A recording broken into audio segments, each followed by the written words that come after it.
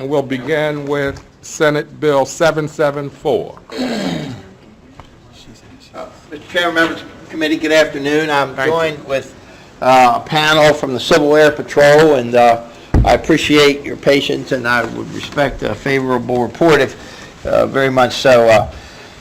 Mr. Chairman, members of the committee, what this bill does is a simple bill, and it expands and gives a tax credit, as some other volunteer organizations have, like firefighters and the like here in Maryland. The eligibility of an existing state income tax subtraction modification for qualifying volunteer fire rescue and emergency medical services to include members of the Civil Air Patrol. I have the gentlemen in leadership from Civil Air Patrol with me today. They'll introduce themselves and they'll explain to you the merits of the program. It has a very minor fiscal note. The local effect that decreases taxes was first year by about $76,700. But what they provide is invaluable. Whether it's hurricanes, a missing person, the like, they deploy their aircraft around in search and rescue missions and the like. They can explain some of that to you, and I'm ever grateful for your consideration and hopeful for a favorable report. Thank you. Any questions for the Senator?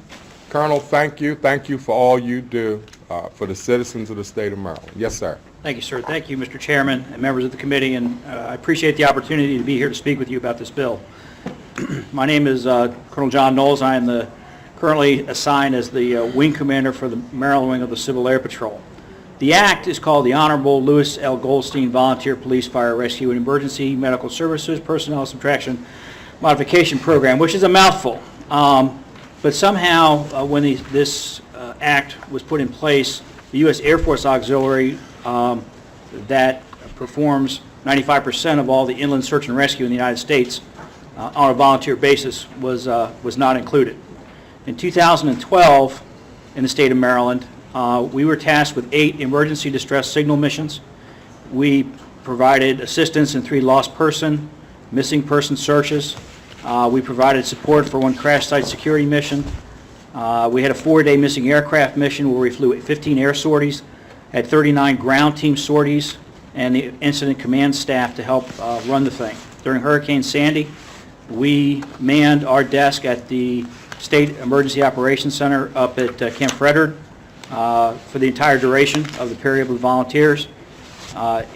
In the Civil Air Patrol, we also, for the whole East Coast, we took 158,000 aerial images of the damages, starting at Maryland, going all the way up to Maine. For 4 days, we did nothing with our wing folks except take pictures of Maryland, including the snowstorms out in the western part of the county that affected those folks pretty severely.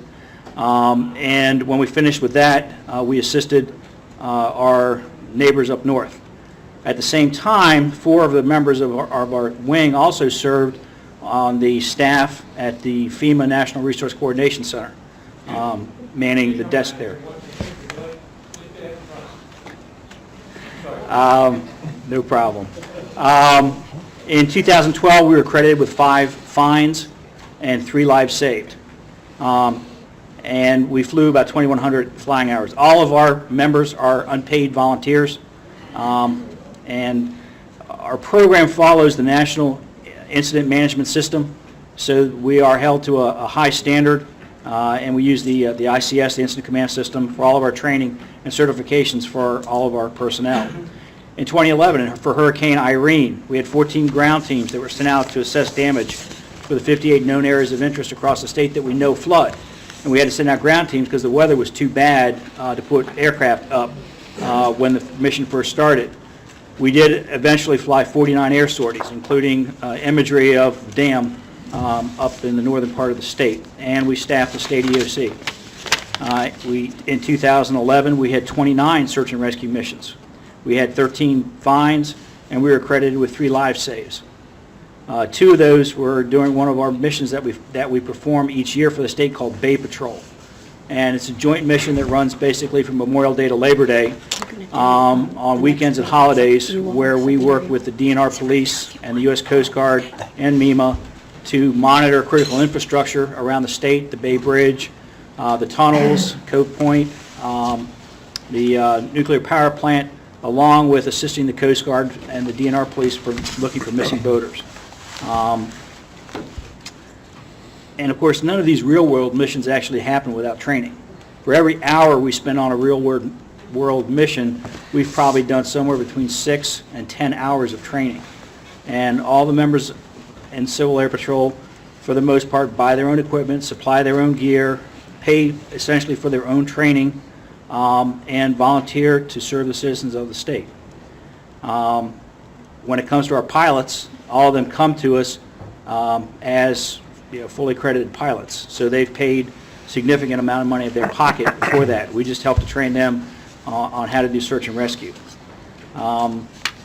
We provide, in addition, and we have a couple of our cadets here.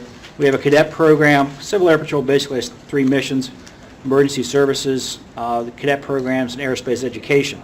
We're involved in 3 different schools in the state, helping them with STEM programs. Our aerospace directorate has a nationally accredited curriculum in aerospace and engineering that we give to the schools for free. And some of our members help to instruct in some of that programs. We also fly Homeland Security missions called Fertile Keynote missions, where we help train the pilots at Andrews on how to intercept slow-moving aircraft. In 2012, we flew 25 sorties, assisting them for Fertile Keynote missions. What we're asking today is that you help correct the oversight and to give our volunteers the same treatment that other volunteers in the state have by helping to serve the citizens of the state. And I have one of the cadets with me here who had a statement that she wanted to make. I want to move that mic over, Colonel, a little bit. There you go. Hello, ladies and gentlemen. I'm Cadet Airman Natasha Slaby, and I'm here to tell you about Civil Air Patrol from the cadets' point of view. For us, we have the 3 missions: aerospace education, emergency services, and cadet programs. So with aerospace education, we have orientation flights, or O flights, and rocketry programs.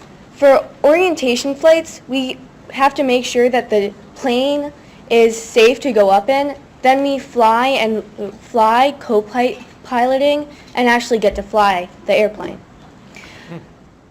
The senior members fly the airplane for us. So, and then we have the rocketry programs, and for that we learn about the history of rockets and make our own model rockets, and get them up, let them up. Then for emergency services, we have ground team.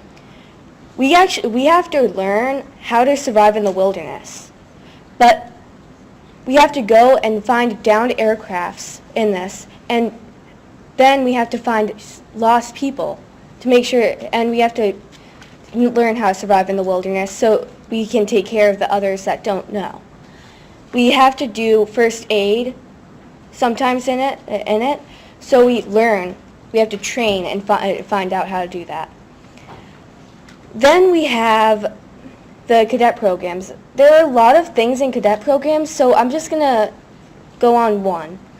We have character development, which is speaking, mostly.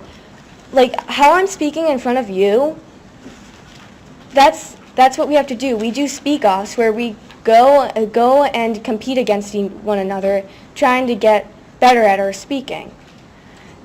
We also do other things, like go to museums and do, like, other things like that. Thank you. I want to take this moment to thank the senior members, because they give us this opportunity to get us here and do all those other things. I also want to thank you for giving me this opportunity to speak in front of you and get better. Very nice. You did a great job, Natasha. Great job. Thank The you. lady in the second row back here, you want to come out and take her picture? Miss? You want to take her picture? Huh? Hurry up. Come on up. You want to take her picture? Okay. Front's better. Hey, you have a great view there. Yeah. Give me could you introduce the members that are with you? Your support group? In my You group, guys come to stand? there's Cadet Senior Airman Ryan Slaby, You don't have to do it. Okay, go ahead. and then there is, I always forget, It's okay. Captain Elizabeth Just say stand up. Marks, and then Colonel Argent. Colonel Yeah. Sorry. You did a great job, Natasha. Thank you. Super. Thank you for your membership card you gave me today, too. It's very nice of you. Senator Roby. Colonel, I know the answer to this. We have a colonel and lieutenant colonel here, but both of you do outrank a major, correct? That is correct. That's what his card says. He's a major. I got a major card. That was nice of you all. Mr. Thank you very much. Mr. Chairman, if I could, in closing, I've had the privilege, well, let me say that last. I've said this before in the times that I speak, and, people opine on the future of our world and where it's going or our state, but when you look at Cadet Airman Natasha Slaby and you see, her development and what this program and programs like this do for us, it gives me great pride today. I've also said that, all God gives us in this world is time, and when men and women and young men and women give their time to help our fellow man, that's really, really what it's all about. As a life member of the fire service, to have this opportunity, I would just ask if you would consider it and know that we're ever grateful. I thank you for your time today, and I appreciate this. Of all the bills I've testified to, honestly, this year, to sit here in her company with the colonel and these volunteers really is very humbling, and I'm very proud to be with them of all the bills this year. Thank you. Thank you, Senator. Thank you all very much for coming. Great to have you. Thank you. Thank you. Good day. Anyone else want